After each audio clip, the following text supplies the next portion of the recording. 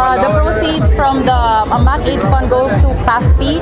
It helps with the nutritional needs of the patients who are living with HIV and AIDS, and also the new wing of the San Lazaro Hospital, where they focus on the patients with HIV and AIDS.